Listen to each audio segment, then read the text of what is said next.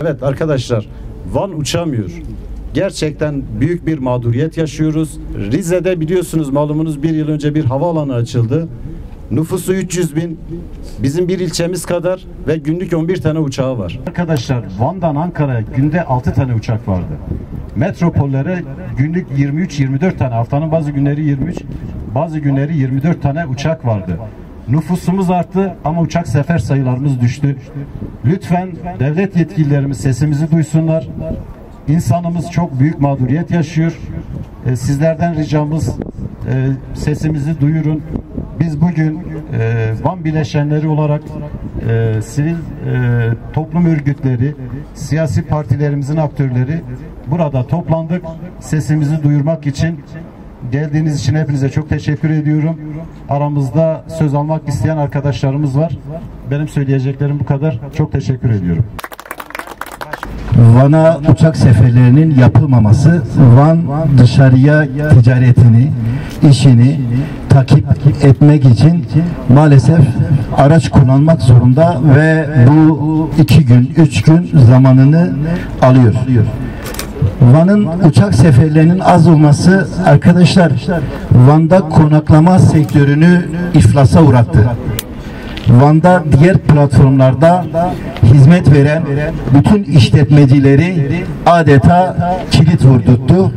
Dolayısıyla geçmiş yıllarda arkadaşımızın da değindiği gibi günlük 22-23 sefer yapılırken bugün 9 sefer arasında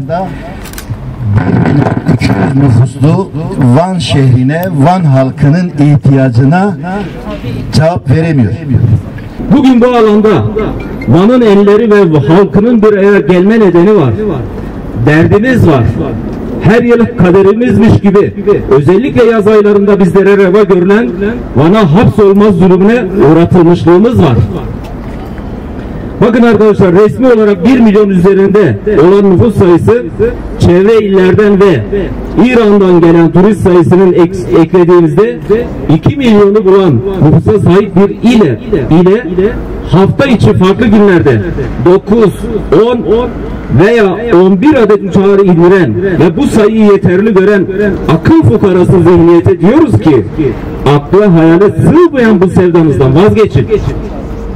Oysa ki yaşadığımız ilimizde gerek coğrafi koşullar, gerekse hava şartlarını hesaba kattığımız zaman birkaç ay yaz turizmi için vakti olan ve ülkemizin en büyüğü ve dünyada sodalı ve şifalı su sayesinde eşi benzeri nadir bulunan denizimizin yanında gezmeye, görmeye doyulamayacak güzelliklere sahip, adeta cennet köşesinden bir yere sahip olan, her yıl milyonlarca gerek yerli gerek yabancı turisti ağırlayacak altyapıya sahip olan bu memleket uçak sayısının azlığından dolayı ne yazık ki bu nimetlerden yararlanamamaktadır. Bundan daha acı olan gerçekse acil hastası olan, cenazesi olan, farklı illerde akrabalarını ziyarete gidecek olan vatandaşlarımız bilet bulamamaktadır. Yaşadığımız 21. yüzyıl içinde maruz kaldığımız bu durumun hiçbir bahanesi olamaz. Olsa bu durumun adı en masum adıyla ayrımcılıktır, ikililiktir.